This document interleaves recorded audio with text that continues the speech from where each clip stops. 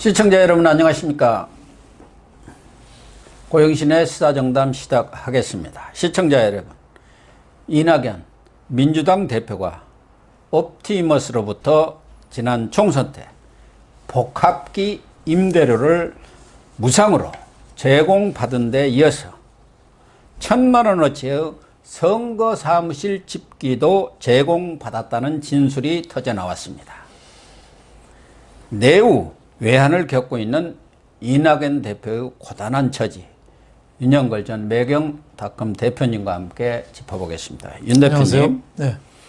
지난번에는 복합기, 네. 우리 시청자들도 복합기가 뭔지는 알 거예요. 네. 그 프린터에다가 그렇죠. 이제 전화, 팩스 기능도 그렇죠. 같이 있는 것을 복합기라고 하지 않습니까? 그렇죠. 예. 그거 몇 푼 되지도 않는데 그거를 이제 뭐 세대인가 얼마인가를 네. 또 옵티머스에서 제공해가지고 논란을 빚었잖아요. 네. 그건 인정을 했었죠, 그때. 그렇죠. 했죠. 명의 변경이 잘못됐다고 공색한 별명을 했는데, 그럼에도 불구하고 그 기업 측 로비를 먹고 사는 사기꾼들한테 그런 것까지 받아서 설치했느냐, 이런 비난은 여전한 거죠. 아니, 근데 나는 무슨 명의인지 모르겠어. 복합기 사는데 무슨 명의 변경합니까? 그러니까 자기네 이름으로 좀 했어야 되는데 안 하고 옵티머스 이름으로 한 거를 이렇게 임대료를 내는 걸로. 거, 임대를 네. 내는 것을 네. 선거 사무실 비용으로 네. 안 오고 네. 거리 이렇게 그렇죠. 했다 그 얘기인가? 그 얘기죠. 네. 뭐 복합기에다가 우리 사다 놓으면 설치하면 되는 것이지 무슨 그러니까 그게 명의 변경하고 말 게 뭐가 있어요? 설명이 좀 구구하죠. 그러니까 너무 궁색해서 제가 물어보는 거예요. 죄송하다면 되는 건데 네. 명의 변경이 늦었다고 하니까 좀 궁색하다, 이런 걸 지울 수 없죠. 그래서 옵티머스로부터 복합기 받을 때부터 윤 대표님하고 저하고 아니 복합기만 있겠느냐, 그 뒤에 뭐 따로 게 있지 않겠느냐. 그렇죠. 보따리는 따로 보낸다든가 뒤로. 그렇죠. 아니 총선 때 돈이 얼마가 들어가고 더군다나 네. 그 문제가 되고 있는 그 사기친 게 지금 수사를 받고 있는 상황에서 유력 여권의 대선 주자 그 총선에 지원하는데 복합기 한 대만 떨렁 지원할 일은 없는 거 아닙니까? 상식적으로 봐도. 상당히 많다고 봐야죠. 다른 것도. 지금 그래서 이제 터져 나온 게 일단 집기, 네. 사무실 집기. 네. 1,000만 원 치면 뭐 다 제공했다고 봐야죠. 그렇죠. 소파하고 집기, 예. 테이블하고 이런 거죠. 거. 그 1,000만 원이면 뒤집어 쓰죠. 그렇죠. 그것도 김재현 옵티머스 대표의 지시를 받고 이낙연 사무실에 설치했다. 그런데 지금 바늘도둑이 왜 소도둑 된다고 그러잖아요. 자꾸 액수가 조금씩 커지고 있어요. 점점 커집니다. 누가 이제 양심선언 하면은 그때 누구를 통해서 이렇게 봉투도 전달을 했습니다. 이제 그러면은 이낙연 측에서 얘기하겠죠. 음모설이라고. 이 집기 제공설에 대해서도 사실 무근이다, 이렇게 또 얘기를 했는데 지금 김재현 대표가 얘기한 거 아닙니까? 그렇죠. 그렇죠. 네, 거기에 대표의 이제 지시를 받고 정치권 로비스트로 무슨 연예 기획사라는 운영하는 사람, 뭐 신모 씨, 이 사람한테서 나왔다는 거 아니에요? 그렇죠. 그러니까 상당한 그 신빙성은 상당히 있다고 봐야죠.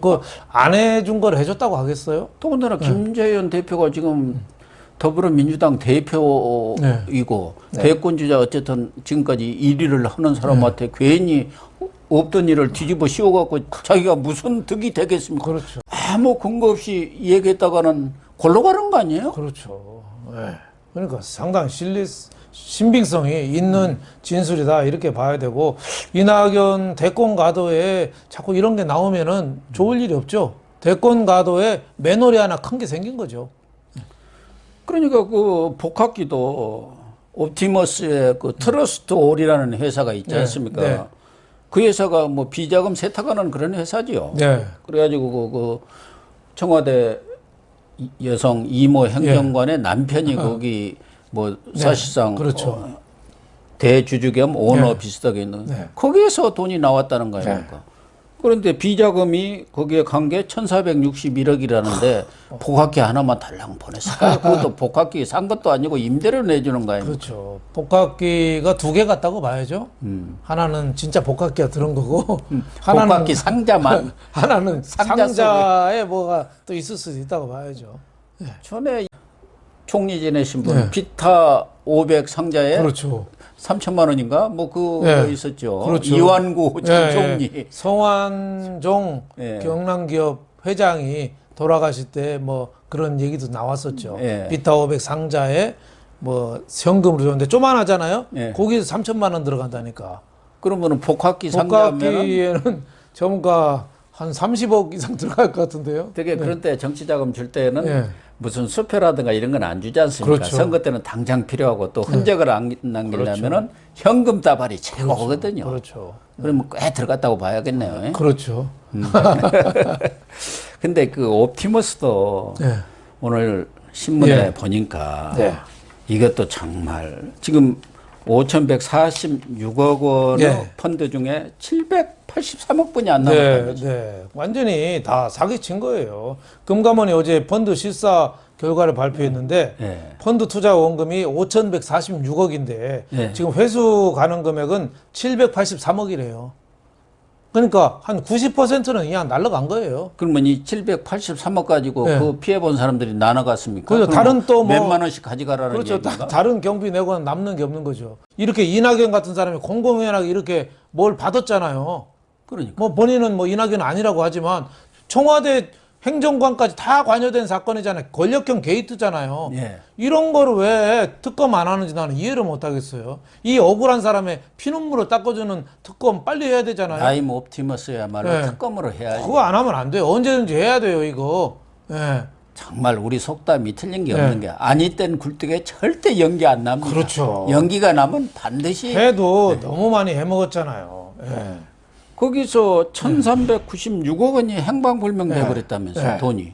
그게 어디로 갔겠어요? 자기들도 이제 빼먹었겠죠. 거기에 투자한 사람들 그 뭐 경영진이라든가 네. 김재현이라든가 뭐 그렇죠. 여러 사람이 나머지는 대개 로비 자금으로 해갖고 정치권으로 상당액이 흘러갔다고 봐야겠고 그 중에 하나가 복합기 아닐까요? 그렇죠. 예. 제일 적게 그렇죠. 보냈네 이낙연이를 우습게 알아버렸구만. 실세가 아닌지를 복합- 여기서도 안 해. 예, 복합기만 갖겠어요? 그러니까 비타 500 상자 보냈다고 비타 500만 갖겠어요? 예. 그러니까 거의 1,300억이 날라갔으면 없어졌으면 거의 절반은 정치 관계된 사람이 뜯어먹었다고 봐야죠. 그러니까 오티머스에 벌써 로비리스트 명단만 네. 20명이 나온 거 아닙니까? 거기에 뜯어먹은 거죠. 이현재다, 최동욱이다. 우리나라에서도 이름만 들어도 아는 사람들이 고문으로 앉아 있었던 네. 거 아닙니까? 네. 그러니까 다 옵티머스를 갖다 놓고 온 권력자들이 같이 뜯어먹은 거죠. 아프리카에서 왜 그것도 빨대 꽂은 거예요. 그렇죠. 들소 한 마리 잡으면 네. 하이에나도 달려들고 표범도 사자 까마귀까지 나중에 달라들- 까마귀까지 달려들잖아요. 독수리 말고 까마귀까지 그렇죠. 달라들더라고. 그러니까 이낙연은 까마귀처럼 마지막에 한 점만 먹었는지 그게 아니면 복합기 아니겠습니까? 뼈다귀 하나 챙겼는지 그거는 뭐 모르죠. 수사를 더 해봐야 되는데 이거 빨리 수사해야 됩니다. 예. 이 옵티머스 정말 피눈물 나는 돈들을 그렇죠. 권력 실세라는 사람들이 거기다 빨대를 꽂아갖고 쪽쪽 빨아먹은 거 아닙니까? 그렇죠. 거기 무슨 자료에 나와 있잖아요. 민주당이라든가 청와대 또 정부 쪽 사람들이 프로젝트에 수익자로 참여를 했다는 거 아니에요. 그렇죠. 진짜 그러니까 이걸 좀 윤석열이가 제대로 수사하려고 하니까 야 그거 끊어 네. 추미애가 그래갖고 저 이성윤 중앙지검에다 지금 갖다 놨잖아요. 네. 그러니까 지금 수사가 하는지 안 하는지 뭐 알 길이 없어요. 진짜 그리고 감찰만 하고 있는 예. 거예요. 수사 제대로 안 했다고 감찰만 하는 건데 근데 말이 안 되는 게요. 지금 이 옵티머스 같은데 펀드 계약한 사람들이 사정이 딱한 사람들이 많아요. 왜 그러냐면 은행 예금은 이자가 세금 때문에 1%도 안 되거든요. 물가만큼도 안 돼요. 원금이 쪼그라드는 거예요. 1억 넣어놔봤자 1년에 몇 푼 안 네. 나와. 그래서 한때는 왜 조만한 부동산 좀 사가지고 그 월세 좀 나가지고 그렇죠. 네. 노후 자금 조금 했는데 지금 그거 투기꾼으로 막 세금 떼잖아요. 네. 그것도 못하게 막아놨어. 예? 그러니까 할 수 있는 게 또 증권회사나 뭐 투자신탁회사나 뭐 은행도 펀드 팔잖아요. 네. 근데 은행원들이 아 이거 참 좋은 거라고. 예? 그럼요. 안전자산이고. 은행 금리 플러스 알파. 예, 위험이 없습니다. 또 국공채 공기업이나 이런 데서 매출 채권을 담보로 해서 하는 거라 안전합니다 하면은 그냥 그래? 안전해도 되지? 하고 어르신들이 많이 맡긴 거예요. 예. 노후 자금 비슷한 거를. 그렇죠. 그 자금이 지금 다 날라가게 생겼으니까 저 이것 때문에 저는 자살한 사람도 나올 것 같아요. 예. 정말 얼마나 예. 속이 타겠습니까? 그렇죠. 그 퇴직금 받아갖고 거기다 조금 더 이자 더 얻어보겠다고 넣었다가 다 통째로 날렸으니. 그렇죠. 어쨌든 이낙연 입장에서는 지금 복학기에 의해서 아직까지는 사무실 집기 여기까지 지금 나왔는데 김경수가 지난번 항소심에서 2년 실형을 받아가지고 일부에서는 이제 화장실 가서 웃었다 뭐 그런 얘기도 뭐 그냥 농담입니다만 나왔는데 지금 웃을 처지가 전혀 못 되는 것 같아요. 우선 뭐 이런 개인적인 문제도 많이 터져 나오는 데다가 지난번 서울시장, 부산시장 다시 내보내기 위해서 꼼수 또 당헌 개정을 했지 않습니까? 네, 그렇죠. 그것도 누가 보더라도 합당한 일은 아니거든요. 아, 그럼요. 그걸 지금 총대를 맨 거 아닙니까? 이낙연이가. 이해찬이는 끝까지 안 오고 가버렸잖아요. 그렇죠. 그건 다음 대표가 할 일이지. 내가 거기다가 구정물에 손 넣을 이유가 없다 해갖고 딱 빠져버렸어요. 그렇죠. 그러니까 어쩔 수 없이 이낙연이가 총대를 맨 거 아닙니까? 예. 그러니까 이낙연이가 어떻게 보면 사기 치는데 그 주모 역할을 하는 거예요. 사기범에. 그 과거에 민주당이 선거에 이긴 거는 이런 개혁적인 당헌, 공약 이거 때문에 된 건데 그 약속을 자기네가 서울시장, 부산시장 나가려고 오거돈, 박원순 책임 있는 거 한꺼번에 없던 걸로 한 거예요. 그걸 이낙연은 그걸 떳떳하게 또 얘기하고 또 당원 찬반 투표 모른다는데 뭐 투표 결과 안 나와도 그냥 무시하고 가잖아요. 근데 이낙연 26%뿐이 안 나온 거 아니야? 3분의 1 이상 나와야. 이낙연은 저는 보니까 저 사람이 저널리스트 출신이 맞나? 최소한 기자 출신들은요 팩트 갖고 왜곡은 안 합니다. 근데 저분은 팩트 왜곡도 많이 해요. 친문 눈치 보느라고. 그래서 저는 이낙연의 지지율은 갈수록 밀릴 가능성이 상당히 많다. 왜? 국민들이 중요한 신뢰 자본을 본인이 다 깨먹고 있어요. 원래는 이낙연이가 좀 그 지지율이 높았던 것은 물론 뭐 문재인의 후광 효과도 있지만 뭐 어딘가 보기에 좀 사람이 믿음직하고 좀 합리적이고 말하는 것도 보면은 총리 시절에 좀 진중하니하고 하면서 그래도 괜찮은 사람 아닌가 이렇게 했는데 최근에 보니까 말씀하신 대로 그냥 이런 당헌 개정 문제 사실은 이건 저 청와대에 계신 분이 뒤집어 써야 하는데 거기는 딱 이거 아닙니까? 그렇죠. 입 다물어 부르고. 거기는 뭐 불리한 거는 아예 얘기를 안 하죠. 운영이 가서 뭐 어쩌고 저쩌고 하니까 노영민이가 살인자 소리만 크게 질러버린 거 아닙니까? 그러니 뭐 어떻게 하냐고. 그런데 최근에 이제 또 나름대로 이재명이가 또 정책적 차별화를 가끔 해갖고 재미를 보니까 본인도 지금 급하기는 급한 거 아닙니까? 그렇죠. 그러니까 사실은 이미 김해 신공항으로 결론이 났는데 부산 표를 생각해서 가덕도 신공항 이걸 지금 죽여들고 나온 거 아니에요. 또 하나는 국회를 이제 세종시로 완전히 옮겨버리겠다 통째로. 그리고 뭐 강력히 주장을 하고 있지만 그것도 지금 헛발질일 가능성이 크잖아요. 그러니까 이거 가덕도로 옮기겠습니까? 가덕도가 이게 간단한 일이 아닙니다. 이게 그 2006년 지금부터 14년 전에 노무현 대통령이 검토하라고 지시해서부터 14년간 싸운 거거든요. 선거할 때마다 공약했다가 선거 끝나면 엎었다가 오죽 고민했으면은 박근혜 전 대통령 때 밀양이냐 가덕도냐 결론을 내자. 그래가지고 그때 해서 도저히 안 되겠다. 김해 공항 있는 거를 증설하자. 그걸 국제 규모로 키우자. 이렇게 결론이 나서 지금 작업을 하는 건데. 그때 프랑스 업체인가 뭐 아주 세계적인 업체가 와서 그걸 결론을 낸 객관적으로 거예요. 심사해가지고 결론을 내고 가덕도는 꼴등했지 않습니까? 그렇죠. 근데 지금 내년 보궐선거 부산 앞두니까 서로 부산 사람들 표 얻으려고 지금 다시 엎어가지고 지금 가덕도 신공항을 지금 추진하고 있는 거죠. 그러니까 신공항이 그만큼 수요가 많아서 되면 얼마나 좋겠어요. 근데 각 도마다 이게 한두 개씩, 시마다 한두 개씩 공항이 있어도 되겠어요? 옛날에 왜 예천, 양양 이런 공항은 비행기가 안 떠가지고 할주로에 고추 말렸거든요. 마늘 심고 고추 말리고 이랬어요. 지금 가덕도 물론 부산 사람들은 쓰겠지만 그렇게 국제공항까지 바다를 메우고 해서 새로운 걸 만들어서 하는 거거든요. 김해 거기 있는 공항을 확장하면 되는 거지. 그렇죠. 근데 김해가 뭐 얼마나 뭐 됩니까 거기까지. 거기에는 이제 부산 시민들의 열망은 있죠. 부산이 지금 인구가 자꾸 줄어듭니다. 과거에 우리나라 2대 도시가 부산이었잖아요. 그렇죠. 근데 부산이 인구가 자꾸 줄어서 지금 한 340만밖에 안 돼요. 인천은 자꾸 커져요. 그래서 인천이 부산 목에 바짝 쫓아와서 294만.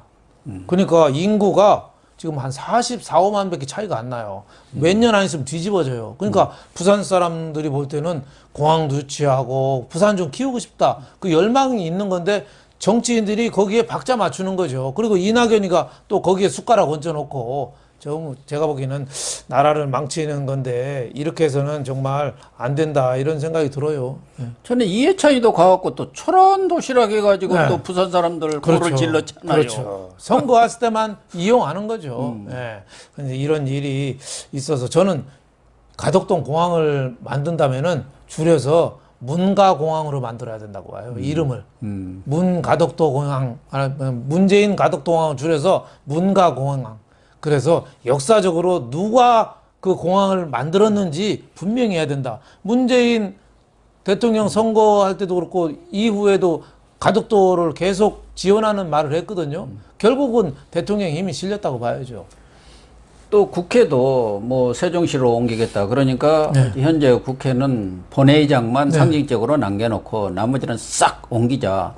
그런데 지금 국민의힘 주호영 의원이 그 유엔 문제, 헌재에서 유엔 문제가 해결이 돼야지. 안 되고 옮긴다는 게 말이 되느냐. 옮기려면 청와대부터 옮겨라. 청와대부터 가야죠. 청와대는 광화문도 그 앞에 있는 몇천 미터도 안 되는 거기도 안 나오는데. 그렇죠. 세종시로. 어차피 뭐 서울에 있으나 마나 뭐 시민들 안 만나잖아요. 공항 때는 뭐 남대문 시장도 들리고 광화문 시장도 광장도 들려서 시민들과 퇴근길에 한잔 한다고 그랬는데 뭐 그림자도 안 보이잖아요. 그리고 그 세종시에 행정부처가 다 있으니까 대통령이 거기 내려가 있는 게 제일 그렇죠. 그러니까 합리적이죠. 세종시 가면 훨씬 안전하고 지금 뭐 저는 인왕산 어디 토굴 속에서 저 100일 기도하는지 아예 안 나오잖아요. 그러니까 저는 대통령부터 저 세종시로 저 가야 된다. 그리고 국회도 가면 가는데 다만 정치적으로 이용 좀 하지 말라는 거예요. 내년에 또 서울시장 보궐선거 때는 또 그 말 또 조용할 겁니다. 보나마나죠. 보나마나 조용할 거예요. 또 끝나면 또 충청표심 의식에서 또 내려간다고 할 테고. 그러니까 정치적으로 이용한다는 집권당의 태도, 이게 문제죠. 그러니까 이낙연이는 이제 대선을 겨냥해서 지금 세종으로 가겠다는 것 아니겠습니까? 과거 노무현 전 대통령이 세종시로 수도 이전한다 해갖고 크게 재미를 봤잖아요. 본인 스스로도 인정을 했으니까. 그런데 세종시 이전론에 대해서 벌써 서울에 있는 의원들만 하더라도 입이 나와 있다는 거 아닙니까? 자기 혼자 마음대로 결정해갖고 가네마네 한다고. 더군다나 지난번 가덕도 그것은 또 김태년 원내대표가 욕을 그렇게 국토부 차관 들어와 하면서 이 차관 오라고 그래 그랬잖아요. 그거 나는 정치인들이 거기다 개 액세스 새끼들 그랬죠. 정치인들 특히 원내대표 이런 사람들이 어떻게 보면 조폭의 깡패보다도 더한 것 같아요. 막 욕을 해요. 참 한심했어요. 그리고 TV에 나올 때 마스크 쓰고 늘 화난 얼굴 좀 안 했으면 좋겠어요. 아주 정신 건강에 안 좋습니다. 이낙연 대표도 지금 내후 예안인데다가 이재명 경기지사도 약발이 좀 이제 떨어졌어요. 그동안 정책을 좀 차별화한 내용들을 발표하면서 신선하다. 또 할리우드 액션을 좀 보여줬지 않습니까? 그래서 뭐 신천지 때 뭐 어디로 현장으로 쫓아가고. 근데 그것도 이제 식상하단 말이에요. 자꾸 하는 거. 그러니까 지금 박스권에 갇혀 있지 않습니까?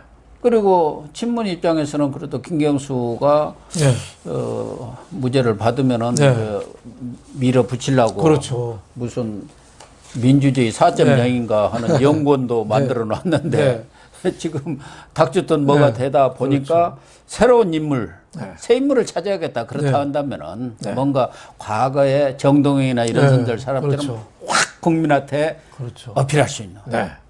그래서 여러 가지 사람들 얘기가 지금 거론이 술술 나오더라고요. 그렇죠. 기존에 있는 인물들은 좀 식상했단 말이에요. 그렇죠. 옛날에 그 황건적이 나뉠 때 그랬잖아요. 왕후장상 씨가 따로 있나.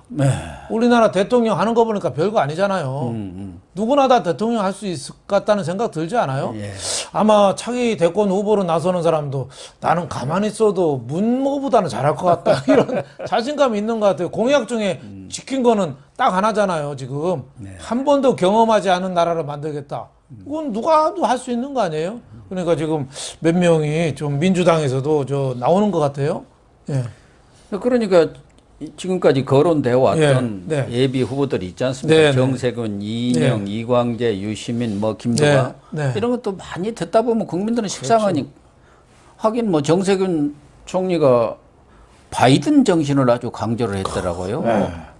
이 기자간담회에서 바이든 정신이 포용과 통합과 실용인데 이게 시대 정신이다. 자기가 포용, 통합, 그렇죠. 실용에는 청와대에 계신 분보다 낫지 않느냐 그런 뜻인 것 같아요. 그렇죠. 근데 그분이 점잖고 통합 얘기하고 그 화합형이고 좋은 건 맞아요. 근데 행동이 없잖아요. 액션. 예를 들면 추미애는 좀 점잖아야 되고 윤석열은 좀 자숙하라.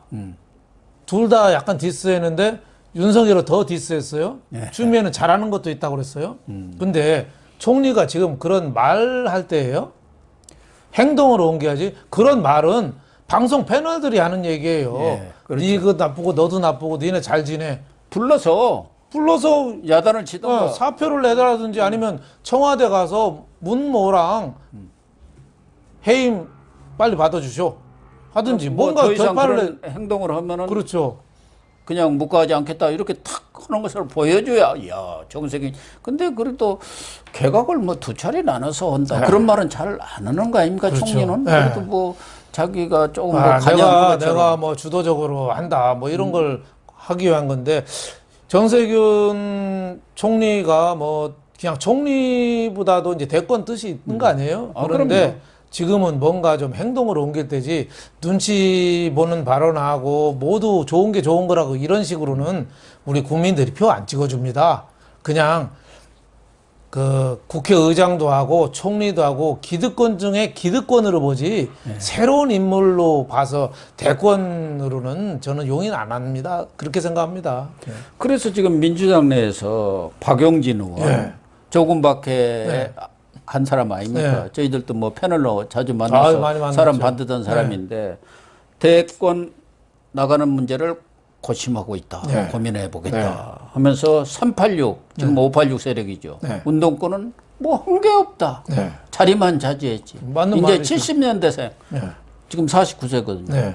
이런 사람들이 지금 꿀럭꿀럭 하고 있고 박주민 의원 이건 47살입니다만 이제 서울시장 자기도 주변에서 많이 권유하고 있어 고민하고 있다 이렇게 얘기하는데 지금 알려지기로는 양승조 충남지사 또 최문순 강원지사도 나도 강원지사 3번 하고 국회의원도 다 해봤다.